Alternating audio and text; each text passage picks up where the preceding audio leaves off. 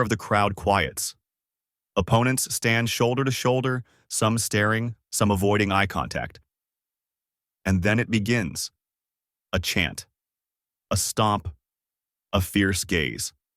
Arms beat against thighs, feet pound the turf, and the sound of history fills the stadium.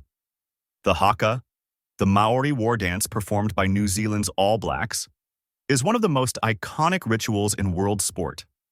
It's theatrical, it's intimidating, and it's deeply cultural. But behind the spectacle lies a story of identity, respect, and power that goes far beyond rugby. In this first episode of Beyond the Try-Line, we explore how a centuries-old tradition became a global sporting phenomenon, why it carries so much meaning, and how it shaped the All Blacks into one of the most successful teams in history. The Haka is not just performance, it is wakapapa, ancestry. For the Maori people of New Zealand, it is an expression of pride, unity, and defiance. Traditionally, Hakas were performed to celebrate achievements, welcome guests, or prepare warriors for battle. When the All Blacks adopted the Haka in the late 19th century, it was more than a pre-match ritual. It was a statement that rugby was not just a game in New Zealand. It was a cultural bridge.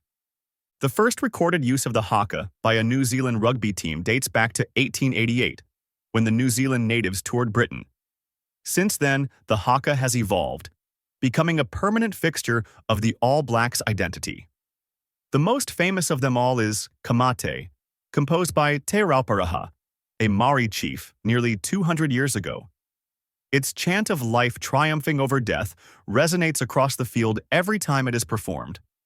But in 2005, the All Blacks introduced a new Haka, Kapa Opango. Created specifically for the team, it featured powerful gestures, including the infamous throat-slitting motion. The introduction sparked controversy, but it also showed the Haka's ability to adapt, to evolve, and to remain a living tradition rather than a relic. For the All Blacks, it was about reclaiming Maori culture in a modern context and using it as a force of unity. The Haka is also psychological warfare. Standing opposite a team performing the Haka can be intimidating. Some opponents lock eyes, responding with defiance.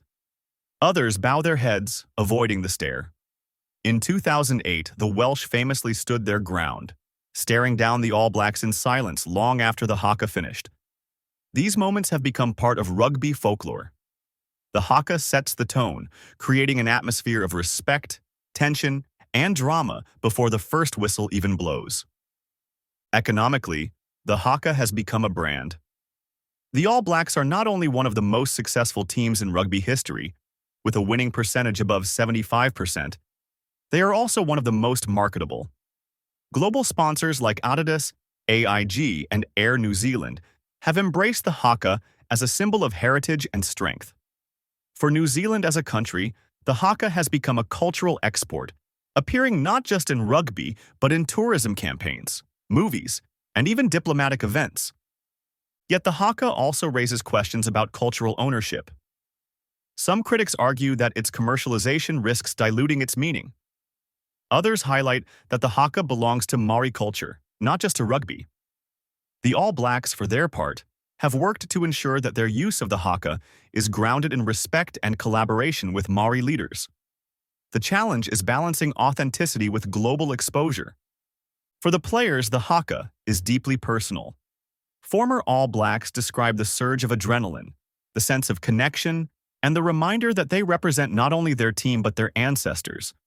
It bonds the squad, reminding them that wearing the black jersey carries responsibility. But perhaps the Haka's greatest power lies in what it means to fans.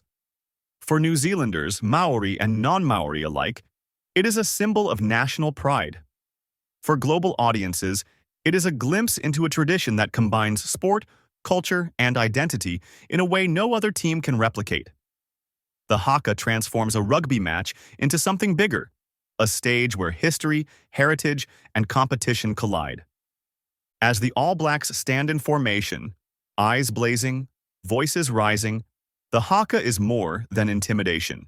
It is an invitation to witness, to respect, and to understand.